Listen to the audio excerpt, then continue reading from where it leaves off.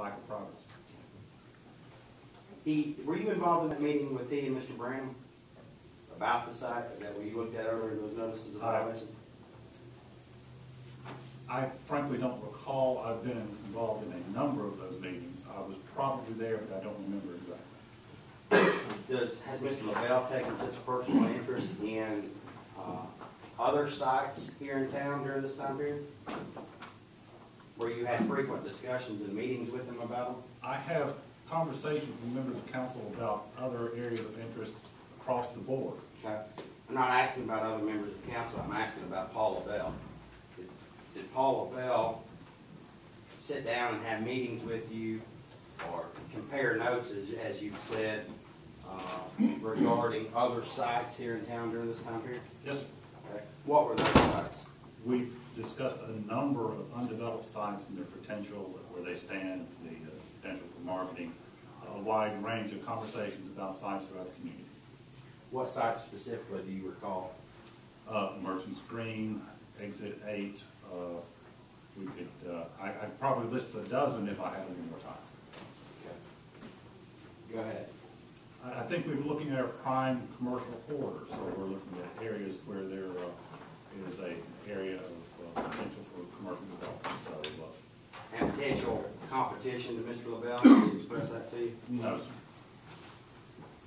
Can you sell or if you know, can a site be sold if it is in violation at the time? Or does that have to be corrected before it can be sold, or do you know the answer to that? I'm not sure what kind of violation you're referring to. A FEMA violation. Oh, I do not know. Okay.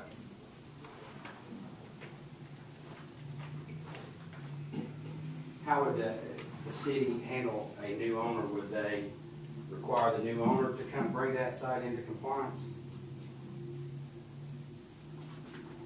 I'm sorry, you're providing... Let's say, for instance, that Food City buys the Burkline site. Would Food City have to correct that before a new deed could be issued?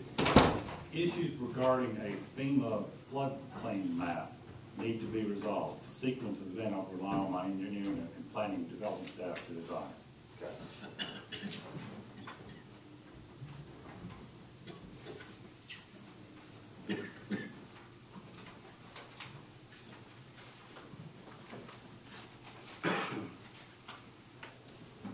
I get them all?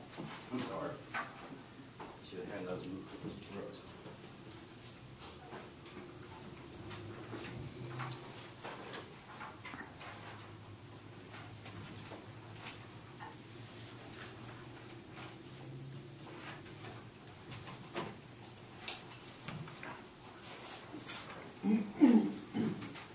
You recognize this document?